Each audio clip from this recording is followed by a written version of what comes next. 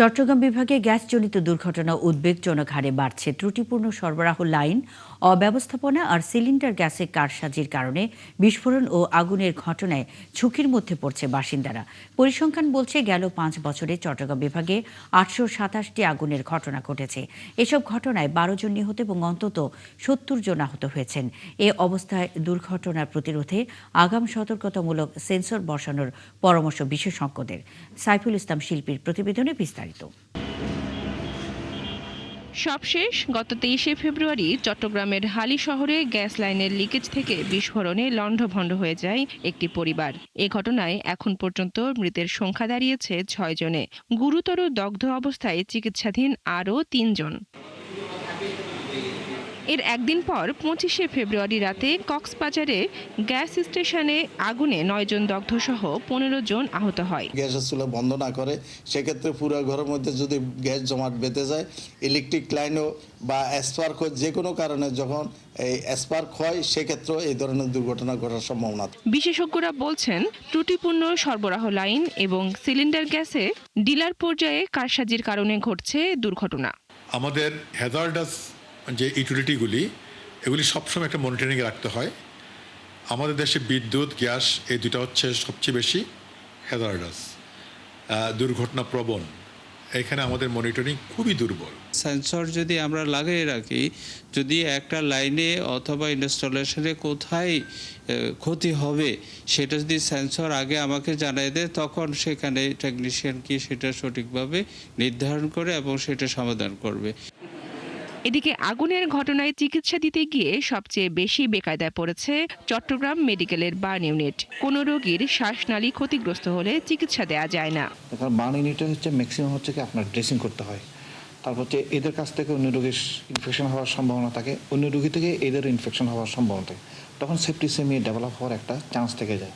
Gas line leakage কিংবা cylinder বিস্ফোরণ ঠেকাতে প্রিপেইড মিটার চালু সহ আগাম সতর্কতা হিসেবে সেন্সর বসানোর পরামর্শ বিশেষজ্ঞদের। আমরা পুরোপুরি চেষ্টা করতেছি পেপার পত্রিকা বিজ্ঞাপন দিয়ে সচেতন করার জন্য। তারপরে বলবো, যখন গ্রাহকের চুলায় গ্যাস ব্যবহৃত হবে, সে যখন বিল পেমেন্ট করবে, তার নগদ অর্থ পেমেন্ট করবে, সাথে সাথে time to time real time data যখন পাবে যে আমি কী পরিমাণ গ্যাস ব্যবহার করছি, আমার অপচয় হচ্ছে কিনা, তখন সতর্কতা আর সচেতনতাটা গ্রাহকের আরও বাড়বে।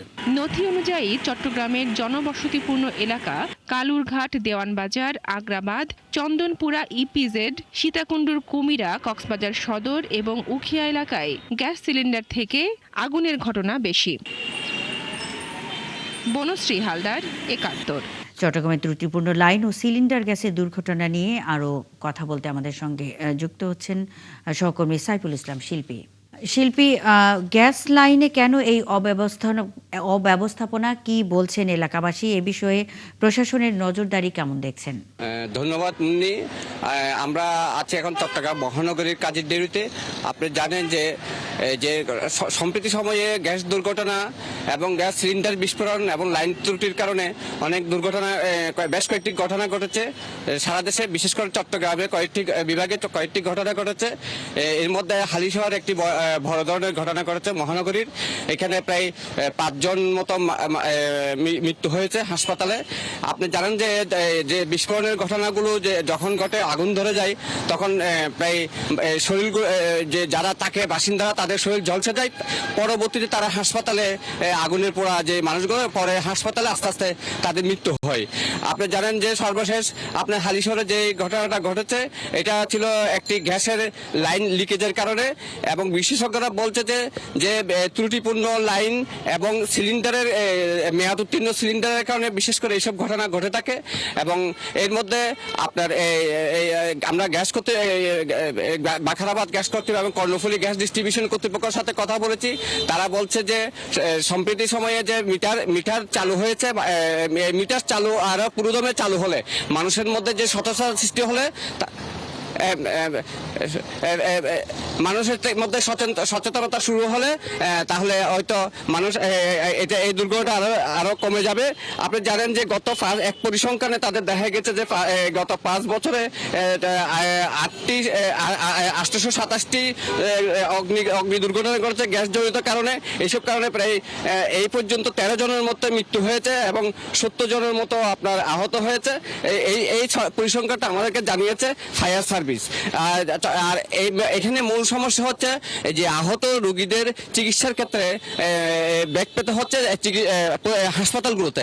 চট্টগ্রামে যে চট্টগ্রাম মেডিকেল কলেজের যে হাসপাতাল আছে সেখানে বার্ন ইউনিট আছে খুবই ছোট পরিসরে এবং এখানে চিকিৎসা দিতে খুব নাজুক পরিস্থিতির মধ্যে চিকিৎসা দিতে হয়, যার ফলে আহত রোগীদেরকে ঢাকায় নিতেই অনেকের মৃত্যু হয়।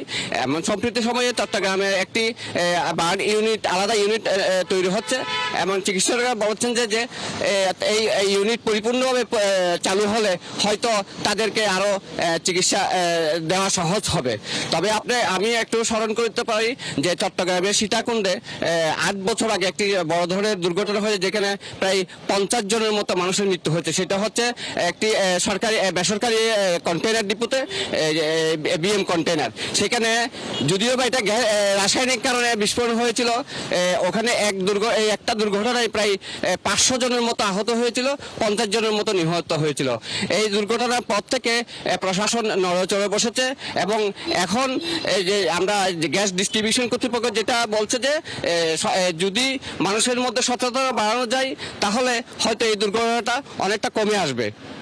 ধন্যবাদ। সাইফুল ইসলাম শিল্পী, অসংখ্য ধন্যবাদ বেশ কিছু তথ্যের জন্য। চট্টগ্রামের ত্রুটিপূর্ণ লাইন ও সিলিন্ডার গ্যাসের দুর্ঘটনা নিয়ে কথা বলতে সাইফুল ইসলাম শিল্পী আমাদের সঙ্গে এতক্ষণ যুক্ত ছিলেন।